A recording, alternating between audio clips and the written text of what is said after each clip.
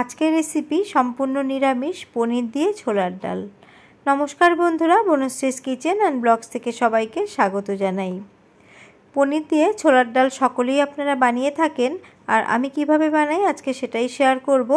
আসুন দেখে নেওয়া যাক আমার আজকের এই রেসিপি বানানোর জন্য এখানে আমি 1 কাপ ছোলার ডালকে ভালো করে ধুয়ে 4-5 ঘন্টার জন্য ভিজিয়ে দিয়েছিলাম।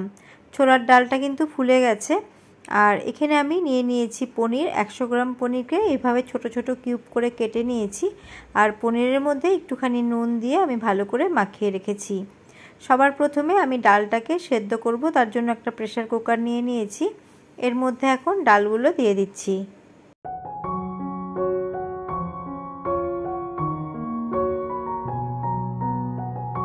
এক কাপ ডাল ভিজিয়েছিলাম, ফুলে ডবল হয়ে গেছে। এবার আমি এর মধ্যে দিয়ে দিচ্ছি জল। 1 কাপ ডালের জন্য এখানে আমি ওই কাপ মেপে 3 কাপ জল দিয়ে দিলাম। আর এখানে আমি আজকে ভিজিয়ে রান্না করছি যাতে ডালটা তাড়াতাড়ি সেদ্ধ হয়ে যায়, সময় কম লাগে। আর আপনারা চাইলে না ভিজিয়ে ডাইরেক্টও রান্না করতে পারেন। দিয়ে দিলাম পরিমাণ মতো বা হাফ চা চামচ লবণ এবং সামান্য একটু হলুদ গুঁড়ো আর একটুখানি সর্ষের তেল। এবার আমি ভালো করে সবটা মিশিয়ে নিচ্ছি। মিশিয়ে নিয়ে ঢাকা লাগিয়ে আমি এটাকে হুইসেল দিয়ে নেব। গ্যাসের মধ্যে বসিয়ে দিয়েছি। এখন ফ্লেমটাকে হাই করে আমি 3টে হুইসেল লাগিয়ে নেব। আমি আমার ডাল বুঝে 3টে হুইসেল লাগিয়ে নিলাম। আপনারা আপনাদের ডাল বুঝে এটাকে ভালো করে সেদ্ধ করে নেবেন। প্রেসার কুকারটাকে সাইডে নামিয়ে রেখেছি। আর 4-5 মিনিট পর চলে এসেছি। দেখুন আপনি প্রেসার কুকারের ঢাকনাটা খুলে গেছে। আর আমি আপনাদের দেখাচ্ছি ডালটা কীরকম সেদ্ধ হয়েছে।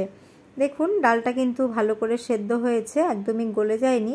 ছোলার ডালের যে কোনো রেসিপিতে ডাল এরকম গোটা গোটা থাকলে দেখতেও ভালো লাগে আর খেতেও ভালো লাগে। এখন আমি চলে যাব নেক্সট স্টেপে। এখন পনিরগুলো ভাজবো, তার জন্য গ্যাসের মধ্যে একটা তাওয়া বসিয়ে সামান্য একটু তেল ব্রাশ করে নিয়েছি। এবার নুন মাখিয়ে নেওয়া পনিরগুলোকে একটুখানি ভেজে নেব। আমি এখানে ভেজে রান্না করছি, আপনারা চাইলে না ভেজেও রান্না করতে পারেন, তবে সামান্য একটু ভেজে নিলে কিন্তু এর টেস্টটা আমার বেশি ভালো লাগে। আমি পনিরগুলো তাওয়ার মধ্যে ভেজে নিচ্ছি। আপনারা চাইলে যে কড়ার মধ্যে ফোড়ন দেবেন সেই কড়ার মধ্যেও পনির ভেজে নিতে পারেন। উল্টে পাল্টে পনিরগুলোকে ভেজে নিয়েছি। তাওয়াটা যেহেতু পাতলা তার জন্য পনিরগুলো একটু লালচে রং ধরে গেছে, এতে কোনো অসুবিধা হবে না। এখন আমি পনিরগুলোকে নামিয়ে রাখছি। পনির নামিয়ে আমি একটা কড়া বসিয়ে দিচ্ছি। এবার ডালটাকে ফোড়ন দেব। তার জন্য আমি প্রথমে 1 টেবিল চামচ সর্ষের তেল দিয়ে দিয়েছি, আর তার মধ্যে 1 চা চামচ ঘি দিয়ে দিচ্ছি। সর্ষের তেল এবং ঘি মিশিয়ে এই ডালের ফোড়ন দিলে কিন্তু এর টেস্টটা খুবই ভালো হবে। তেল এবং ঘি গরম হয়ে গেছে। এখন এর মধ্যে আমি 2টো শুকনো লঙ্কাকে ফাটিয়ে দিচ্ছি। লঙ্কাগুলোকে প্রথমে কয়েক সেকেন্ড একটু নাড়াচাড়া করে নেব। আমি তেল এবং ঘি মিশিয়ে রান্না করছি, আপনারা শুধু তেল বা শুধু ঘি দিয়েও রান্না করতে পারেন। লঙ্কার মধ্যে রং ধরে গেছে। এখন দিয়ে দিচ্ছি গোটা গরম মশলা। গোটা গরম মশলার মধ্যে 3টে ছোটো এলাচের মুখ ফাটিয়ে দিয়েছি, আর 1 ইঞ্চি মতো দিয়ে দিয়েছি দারচিনি, আর দিয়ে দিলাম 2টো তেজপাতা। ফোড়নটা ভালো করে ভাজা হয়ে গেছে। এখন এর মধ্যে আমি দিয়ে দিচ্ছি 1 চামচের থেকে একটু কম 5 ফোড়ন দিয়ে এর মধ্যে আমি দিয়ে দেব খুব সামান্য একটু, মানে 1/4 চা চামচ হিং। এই হিংটা অবশ্যই দেবেন এই ডালে, তাহলে কিন্তু এর টেস্টটা খুবই ভালো হবে। একদম লো ফ্লেম করে ফোড়নটাকে আরেকটু নাড়াচাড়া করে নিচ্ছি। আর এখন এর মধ্যে আমি দিয়ে দিচ্ছি হাফ চা চামচ আদা বাটা। আদা বাটা আপনারা ডালের পরিমাণ হিসেবে বাড়িয়ে কমিয়ে দেবেন। আর খুব সামান্য একটু দিয়ে দিচ্ছি কাশ্মীরি লাল লঙ্কার গুঁড়ো, এতে রঙটা খুব ভালো হবে। আর আমার মনে হচ্ছে একটু হলুদ কম হয়েছে, তার জন্য খুব সামান্য একটু হলুদ দিয়ে দিলাম। দিয়ে ভালো করে সমস্ত কিছু নেড়ে নিচ্ছি। আর এই সময় কিন্তু ফ্লেমটাকে একদমই লোতে রাখতে হবে, নয়তো এই ফোড়নটা পুড়ে গেলে ডালের গন্ধটা কিন্তু একদমই ভালো লাগবে না। এবার সেদ্ধ করে রাখা ডালটা কড়ার মধ্যে ঢেলে দিচ্ছি।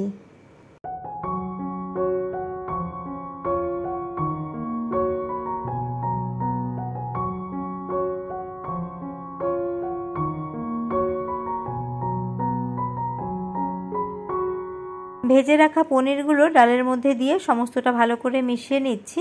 আর ফ্লেমটাকে হাই করে দিয়েছি যাতে ডালটা তাড়াতাড়ি ফুটে ওঠে। কুকারের মধ্যে সামান্য একটু ডাল লেগেছিল, আমি গরম জল দিয়ে কুকারটা ধুয়ে সেই ডালটাও ওই কড়ার মধ্যে দিয়ে দিলাম। আর এখন ফ্লেমটাকে হাই করে দিয়েছি। আর ডাল সেদ্ধর সময় আমি নুন দিয়েছিলাম, আর আমি নুনের ব্যবহার করিনি। এখন আমি ব্যালেন্সের জন্য এর মধ্যে দিয়ে দিচ্ছি পরিমাণ মতো চিনি। চিনিটা আপনারা আপনাদের স্বাদ অনুসারে বাড়িয়ে কমিয়ে দিতে পারেন, বা কেউ যদি অপছন্দ করেন তাহলে সেটা স্কিপও করতে পারেন। তবে নিরামিষ রান্না বা ছোলার ডালে একটুখানি চিনি দিলে কিন্তু এর টেস্টটা খুব ভালো হয়। গ্যাসের ফ্লেমটাকে হাই করে দিয়েছি যাতে ডালের সাথে পনিরের ফ্লেভারটা ভালো করে মিশে যায়। ডাল ভালো করে ফুটতে শুরু করেছে। এখন আমি ফ্লেভারের জন্য এর মধ্যে দিয়ে দিচ্ছি চিড়ে রাখা 3টে কাঁচা লঙ্কা। এতে ঝাল হবে না, ডালের মধ্যে খুব সুন্দর একটা ফ্লেভার হবে।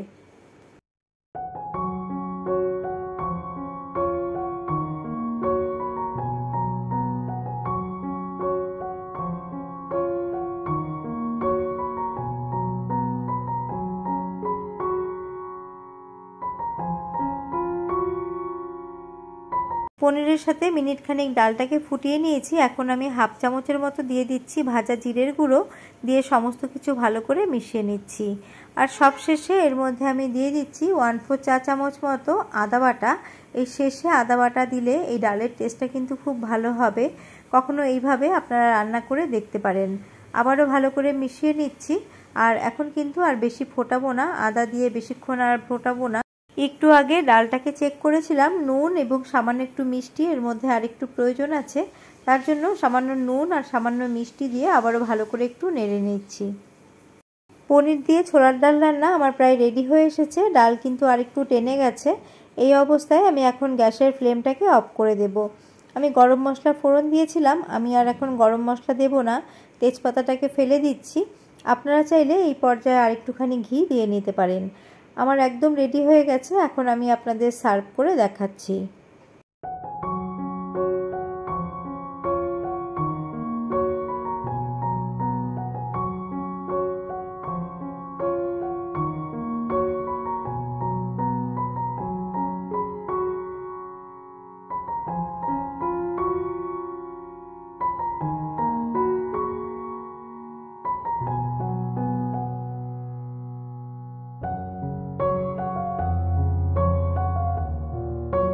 যে কোনো নিরামিষ দিনে বা আমিষ দিনেও আপনারা এইভাবে ছোলার ডাল বানিয়ে খেতে পারেন। রুটি, লুচি, পরোটার সাথে তো ভালো লাগবেই, সাদা ভাতের সাথেও খুব ভালো যায়।